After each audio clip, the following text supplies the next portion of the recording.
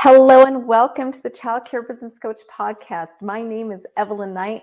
I am so grateful to you for taking the time out to be here with me today, my friends. Let me know that you are here in the chat. If you're live, if you're listening to the podcast, give me a review and a like. I really, really do appreciate it. Make sure you follow me and subscribe. It really just helps things out a lot for me.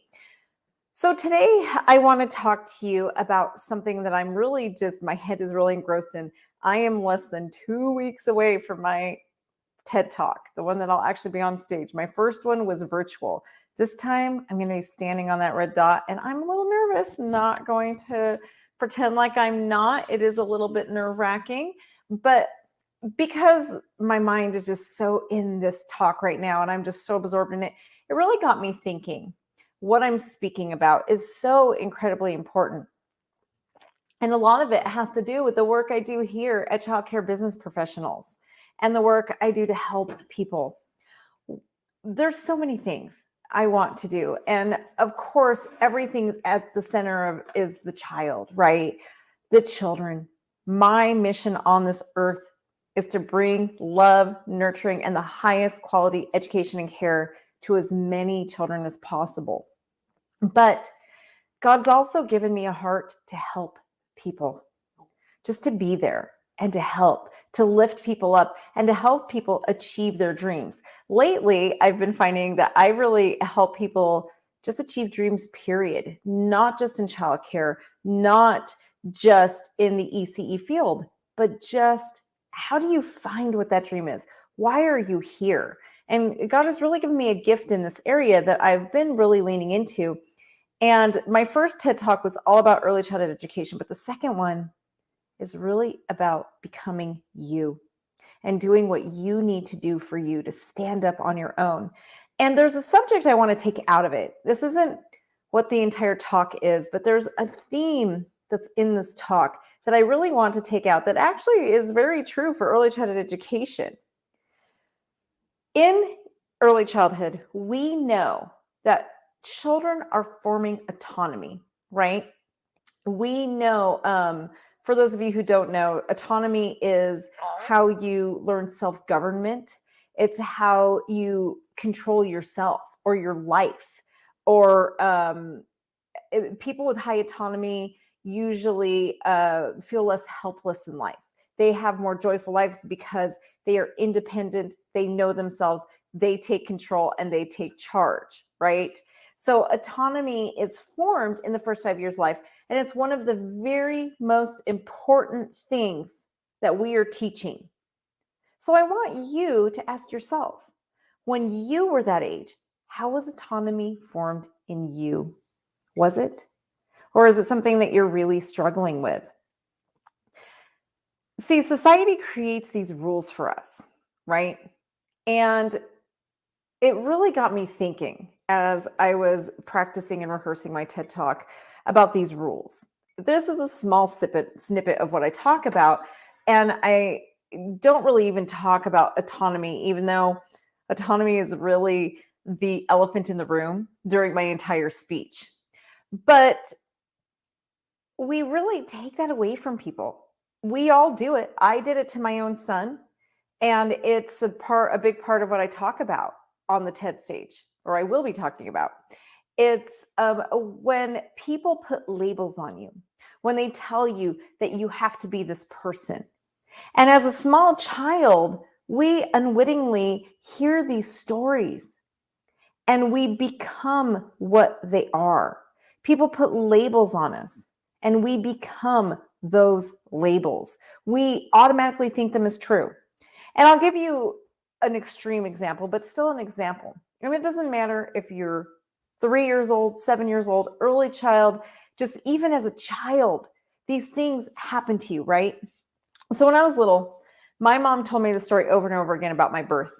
And she told me that when I was born, I had the umbilical cord wrapped around my neck a couple times.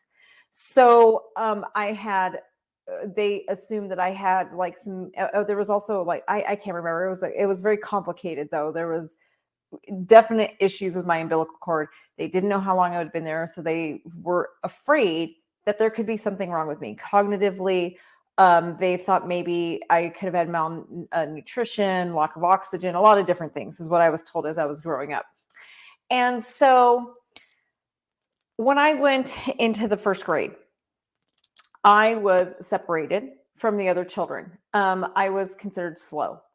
And my teacher literally took me and another little boy, and they separated us out from the rest of the children. My mom, I can remember so clearly going in and saying, "Oh, well, yes, we knew something was wrong with her because she had the umbilical cord was wrapped around her neck. So we knew something was wrong." My entire childhood, I was told something was wrong with me, but I was daydreaming. I was daydreaming. Now, today, I know that I have ADHD and I have other issues. Then I was told I was slow. I just wasn't smart enough. I could do the work, but nobody bothered to ask or to see who I really truly was. They just assumed that because my mom told these stories, that's just who I am. But even worse than that, I assumed it too. I assumed that I just wasn't smart and that there was something wrong with me and that I could just never be what I really wanted to be. It wasn't until my junior year in high school that I realized that maybe I'm not so dumb after all. And I know for people who are close to me today, hearing this is going to be a shocker because one of the things I pride myself the most on is how intelligent I am. It is something I'm extremely proud of. And I now know part of the reason I'm so proud of that is because of my childhood wounding. I was so wounded by the fact that I was told I was slow, that in fact I was treated like I was stupid. And I was told that it's okay. You're just not as smart as the other children. It's okay. We'll figure out ways for you to adapt. I really thought I just was stupid. I thought I wasn't smart enough, that there was something wrong with me. And I had accepted that. My junior year of high school, my husband, I was actually dating my husband. He wasn't my husband yet. I was only 17, so we weren't married yet, but I was already dating him. And he told me, "Man, you're one of the smartest people I've ever met." And I just laughed, like, "No, I'm not. I'm dumb." And he was shocked to know that I actually saw myself as dumb. So he said something that really changed my life. He told me, he said, "Look at the people around you, compare yourself. That's all you need to do. And you're going to see that you're not dumb at all." And so I did. And I realized he's right. I'm actually not dumb. And then a couple years later, I went to college. And as I really started to apply myself and I learned how to self-treat the issues I had with ADHD and I would later find out that I have narcolepsy and some other issues, I started realizing I'm actually pretty smart. So that was a paradigm that I believed. It was actually a fallacy, right? A fallacy is a false belief that you may believe about you. And our parents and our teachers and the people who love us unknowingly put these labels on us. And we believe them and we become them. Luckily for me, there was a lot of labels put on me. But thank God I challenged them and I didn't accept them. There was many, many. And I chose not to accept them. And I am the woman I am today because I didn't believe what someone told me I was. But what do you believe? What paradigm has been put on you that you believe with all your heart? Man, I just can't get organized. I'm just not one of those people. Or I'm horrible with money. I'm just horrible with money. I can't keep it together with money. What happens is these become self-fulfilling prophecies. We make them real. We actually make them real. We fulfill what we think we are. So the people who love us put these labels on us, thinking they're helping, but in turn, we internalize them and it becomes who we are. And I want to tell you that is not who you are. It is not. So what false paradigms are either causing you to not go after your dreams, or they're causing you to self-sabotage? Some of you already own businesses, right? You're already there, but you are self-sabotaging because you believe something about yourself that isn't true. Somewhere inside of you, you think you're not worthy, you're not good enough, you're not smart enough, you're terrible with money, you can't manage people. You can't manage your time. You're never going to get organized enough to do this. You can't stand up to your staff. Parents can walk all over you. And you convinced yourself that all of this is true. I'm here to tell you it's not. And you are worth your dreams. You're worth every one of your dreams. I also want to caution you and tell you that don't get mad at your parents or anybody, because we all do it. I guarantee if you're a parent, you've done it to your child. I actually caught myself a year ago, last weekend, doing it to my son. See, my son came to me for his 18th birthday, and he said, "Mom, I have a strange request for my birthday. I want my birthday present, but you might think it's kind of weird." So I was like, "Okay, what is it?" "I want you to buy me my business licenses so I can start my business." I was like, "That's not weird. You were raised by an entrepreneur. I mean, have you met me? Come on, you're my kid. Why would you think that's weird?" And so I did it. I didn't really question enough at the time. And I did it. And I did it anyway. And he came to me and said, "Mom, I'm not going to college. I'm going to be an entrepreneur. And I don't think that college is for me." And he said, "And don't freak out, Mom, because, I have time to use my scholarships and I have this, this, and this." And he had this whole speech planned out for me so that I wouldn't freak out that he's not going to college. And I did. I thought, no, no, no, no, no. You are going to college, young man. Your brother went to college. You are going to college. You have to go to college. And then I had to stop myself. I have brought my children up telling them not to follow the rules that society has forced on them, not to believe what anybody tells them, and to question everything, not to allow people to put labels on them, even if it's me, even if it was their dad. I told them, question everyone and everything that tells you you have to be something. Because the only person and the only place in this world that is going to know who you are and what you need to be is here in your heart. I don't want to cover up my microphone. I recently came out of a season of my life where I found that I had completely disconnected from my heart, and I was so stuck in my head. And so now I realize that not only do we have to not listen to the people who are telling us, you need to do that, or you can't, or you need to, or this is who you are. We need to stop listening to society's unspoken rules that you have to start at the bottom and work your way up, that you have to have money before you start something, right? I've started businesses on $0. This business right here that I'm bringing to you on this, I had no money to start it. I could have, but I chose to start with nothing. Would I later invest in it? Yes. But when I started it, I had nothing.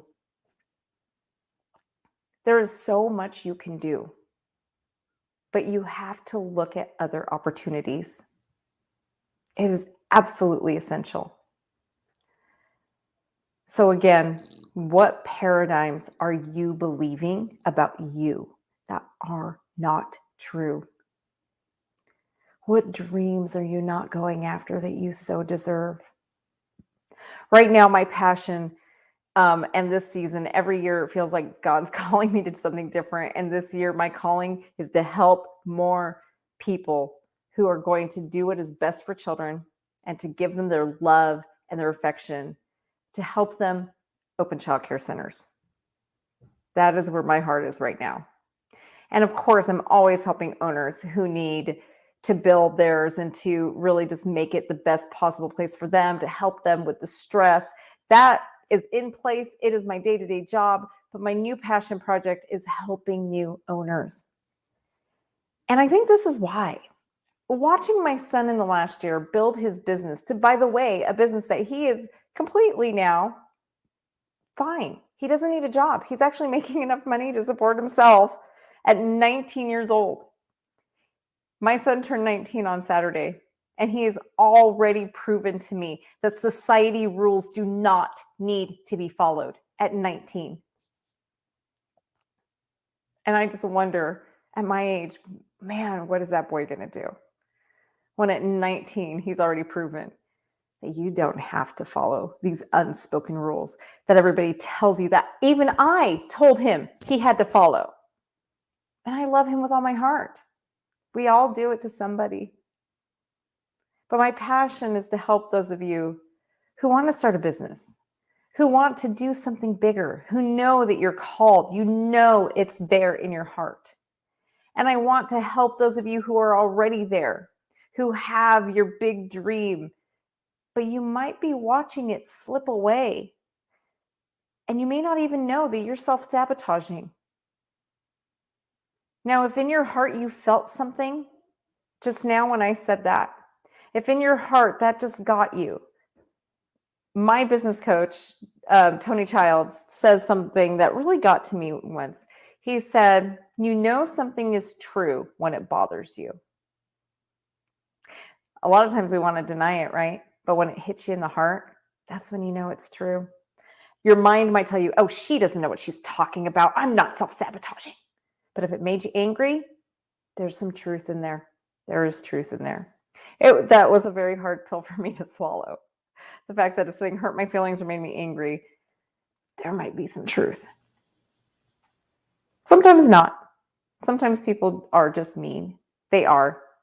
But knowing when you're just being defensive over something that is true, and knowing when somebody is truly just wronging you and you are right to be angry is very important. So if you felt a ping in your heart just now when I said that your struggles might be due to self-sabotage, or maybe they're just because you just don't know, reach out to one of my team members. They are here in the chat as always. That is what we are here for. This is why I created this company. My team members, let the world out there know that you're there. We would love to come alongside you and help you. That is what my passion is for. So one of the things that we're doing is I'm hosting a summit for you, or a free workshop for people who want to really just excel in their childcare center or open their childcare center for the first time. And many of you know I am a childcare business coach. It's what I do. I teach. I'm also certified life coach, so I kind of combine the two to help people be ultimately successful. And it always blows my mind because people ask, like, how much does it cost? What is it worth? And I think to myself, how much is your car? Yes, I'm sorry, my Google just talked to us.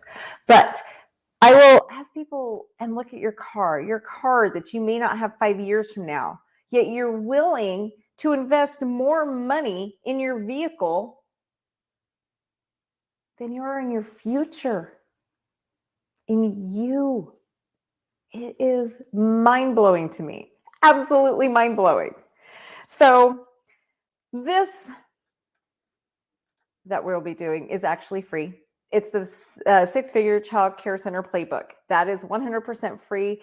I do like to give back to the ECE community every now and then. So I basically will give you some great tips and tools during this time to use to really help you be a successful childcare center owner.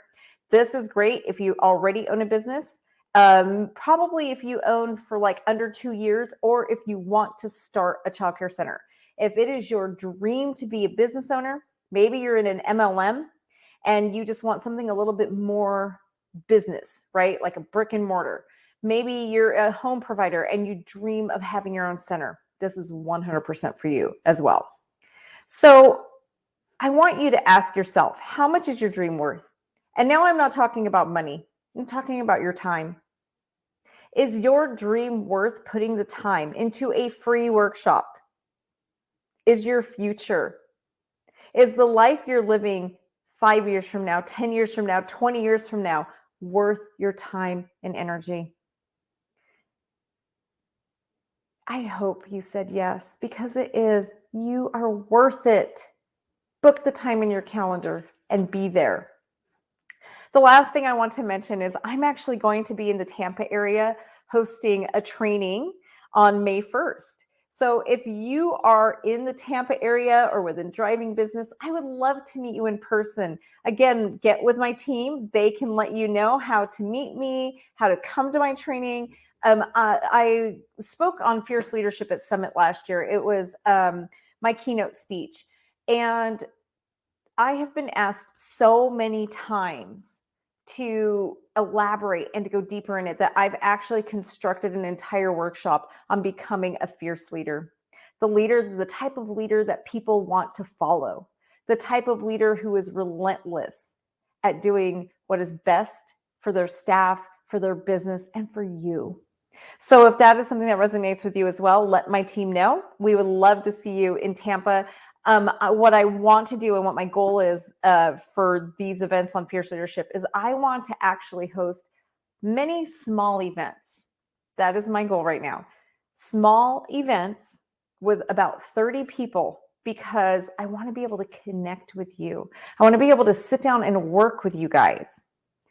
When I teach in front of 300 people, it's so hard because I don't ever really get to have that community and connection. So I told my team that this year we're going to go out and I'm going to put myself out there and we're going to do at least 6 events throughout the country that will really connect us and bring me in the room with like 30 people at a time so we can work together, network together, and brainstorm together. I want you to be able to talk to me and work with me. So that Tampa is the first time we're doing this. I'm super excited for my Florida people. So I hope that you can join me. And if you would like to host one of these events on Fierce Leadership, please let my team know. I am open to filling my calendar this year. So many months of my calendar already filled this year, but I am willing to go to one event a month. And I think I actually have my calendar here, so I could even tell you guys what dates I have available. I do actually have May available, but I would like to stay closer to home because I'm going to be in Florida in April. In June, I'll be in Texas. In July, I'll be in New York. September, I'll be in Michigan. So I do have October available as well. So I do have October available. August is questionable. I'm hoping so that is available. So reach out to my team. I would love to host a Fierce Leadership event near you. And if you're close by to the Reno, Nevada area, I'm sure I can make it work if one of those other months are not available.